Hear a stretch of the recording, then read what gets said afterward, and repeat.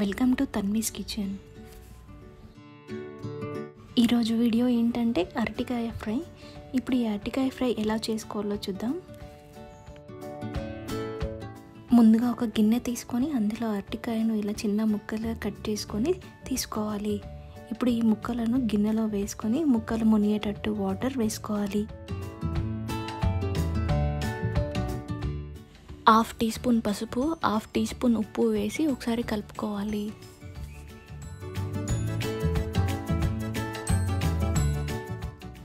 ఇప్పుడు stove on చేసి మూత పెట్టి ఉడికించుకోవాలి.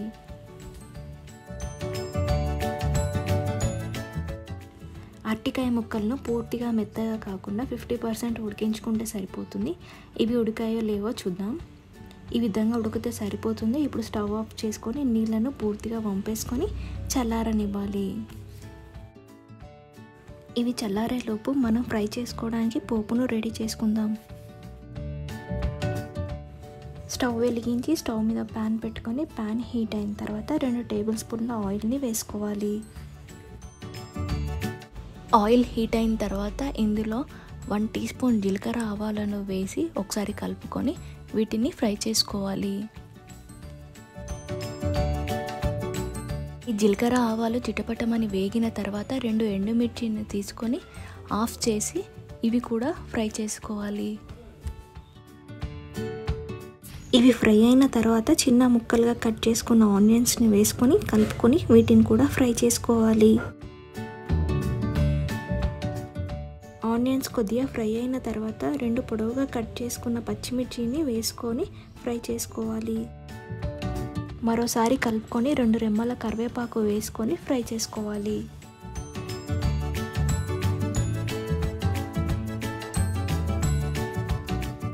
హాఫ్ టీ స్పూన్ పసుపు వేసి కలుపుకొని 1/2 టీ స్పూన్ అల్లం వెల్లుల్లి పేస్ట్ వేసుకొని పచ్చివాసన పోయేంత వరకు ఫ్రై చేసుకోవాలి.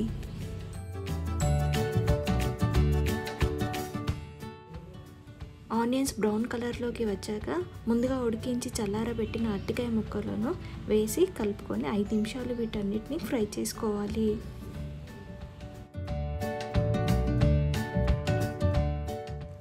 ఐదు నిమిషాల తర్వాత 1 టీ స్పూన్ కారము, రుచికి సరిపడా ఉప్పు, 1 టీ స్పూన్ ధనియాల పొడి వేసుకోవాలి.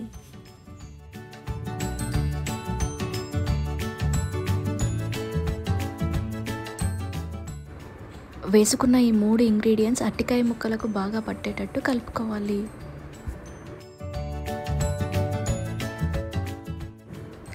మూత పెట్టి మరొక 5 నిమిషాలు ఫ్రై చేసుకోవాలి.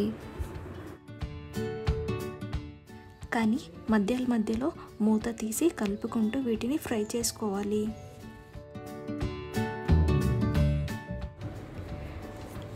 ఈ అరటికాయ ఫ్రై రెడీ.